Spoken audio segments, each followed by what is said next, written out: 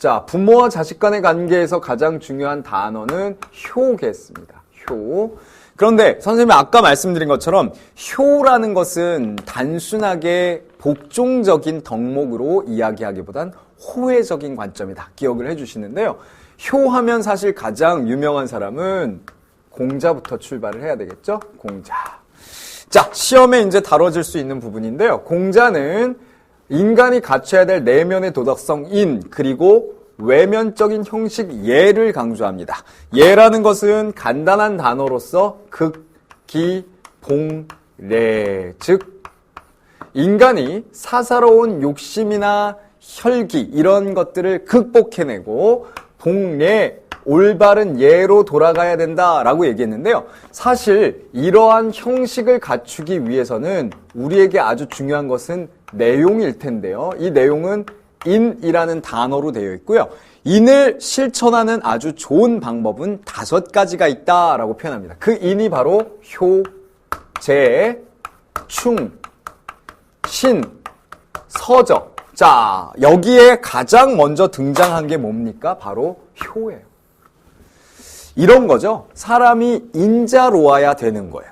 공자님이 가장 강조한 단어는 인자함이니까. 근데 인자할 수 있으려면 선생님이 물어보는 거에 한번 상상을 해보세요. 가장 주변에 인자한 사람 누가 있어요? 그 사람은 우리가 왜 인자하다고 하죠? 인애롭다, 인자하다. 인자한, 우리 학교에서 가장 인자한 선생님 누구지? 이렇게 떠올려 봤을 때 누가 어떻게 하면 가장 인자해질 수 있을까? 이게 가장 중요하다라고 했으니까 공자가 인을, 우리가 인이라는 것을 가져야 됩니다. 이게 이제 공자가 강조하는 거죠. 그러면 인이라는 것을 실천하는 가장 쉬운 방법은 집에서부터 효도부터 잘해라. 그 다음에 형제자매 간에 잘 지내고 충성할 부분은 잘 충성하고, 이건 사실 자기 마음에 아주 충실히 함을 얘기하기도 하죠. 진기지휘충이다 라고 해서. 그 다음에 신이라는 건 믿음에 대한 얘기고, 서라는 것은 입장 바꿔서 생각하는 태도를 얘기합니다. 그래서 효재충신이라는 것의 기준이 서가 될 수 있죠. 입장을 바꿔서 생각하다 보면 결국 마음은 통하게 돼 있으니까요. 뭘 같이 하는 거야? 마음을 같이 하는 거죠. 어떻게?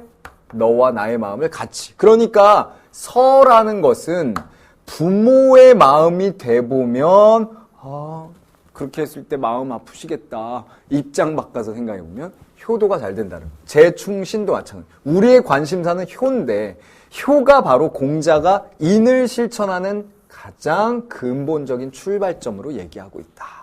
그래서 공자에게 다뤄진 효에 대해서 꼭 기억을 해주시고요. 공자의 효. 그 다음 2번입니다. 두 번째는 아까 말씀드린 대로 효라는 것은 복종적인 그런 개념이라기보단 부, 자, 자, 효로 정리할 수 있다. 부자자 효라는 게 뭐냐? 자, 자애롭고 자식은 효도한다라는 표현인데요. 여기에서 똑 떨어지는 말이 아까 선생님이 언급했던 호혜적 윤리라는 거예요. 호혜적 윤리라는 게 뭡니까? 상호 간에 주고받는 윤리다. 그래서 바로 효라는 것을 그렇게 기억을 해주시면 되겠고요. 3번. 자, 불교에서 효를 바라볼 때 시험에 다뤄지는 건데요. 불교에서는 효를 역시 어떻게 이해하고 있느냐. 결국 우리가 인연의 관점에서 무수히 많은 인연이라는 것에 의해서 사람을 만나게 되는데 그 중에 보은의 개념이다. 보은. 그래서 지금 나에게 부모가 있을 텐데요. 불교에서는 그 부모는 수없이 많은 인연을 통해서 소중하게 만난 존재인 거예요. 그래서 보은의 개념으로 효를 바라보고 있다. 이 개념이 가끔 출제가 되고 있습니다. 불교에서 바라보는 효의 관점. 거기까지 얘기했고요. 4번. 자, 뭘 선생님이 전달해 드릴까? 이 효를 실천하는 덕목들, 방법이 있는데요. 방법. 자, 가장 먼저 등장하는 단어입니다. 불, 감, 회, 상이다.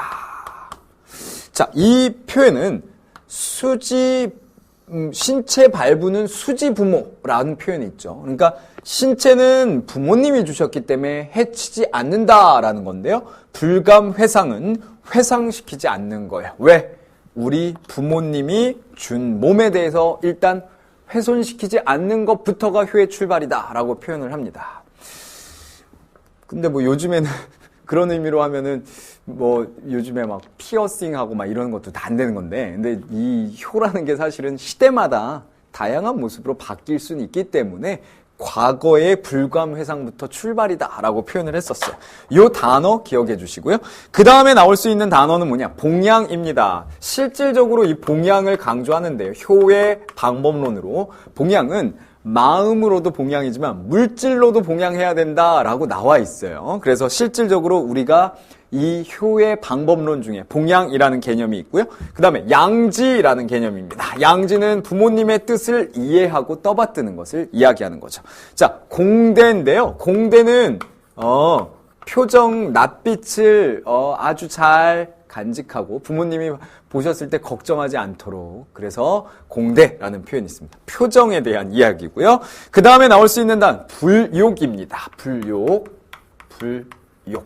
이건 부모님을 욕되게 하지 않는 거죠. 이게 효의 아주 중요한 방법이고, 그 다음에 요 단어가 또 색깔 바꿔서 적어드려야 돼요. 혼정신성. 자, 혼정신성이라는 게 뭐냐? 이게 과거에는요, 효를 할 때 아침 저녁으로 문안 인사를 여쭙고, 아침에 딱 부모님 방 앞에 가가지고 뭐 해야 되느냐? 이제 이렇게 헛기침하면서 부모님을 깨워드리는 게 아침의 효의 시작이었어요. 그래서 혼전신성이라는 게 바로 아침과 저녁으로 문안 인사를 여쭙는 것이라고 하는데요. 마지막에 이제 완성은 뭡니까? 입신양명이라고 표현했습니다. 그러니까 요런 단어들 처음 들어보실 수도 있을 것 같은데요. 불감회상, 혼정신성, 입신양명 이런 단어들이 나오면 바로 효를 얘기하는 거고, 효하면 공자가 떠오를 수 있는데, 공자의 이러한 논리들 중에서도 시험에 아주 잘 다뤄지는 부분이 부자자 효, 즉 호혜적 윤리를 강조하고 있다. 여기까지 정리해 주시면 되겠습니다.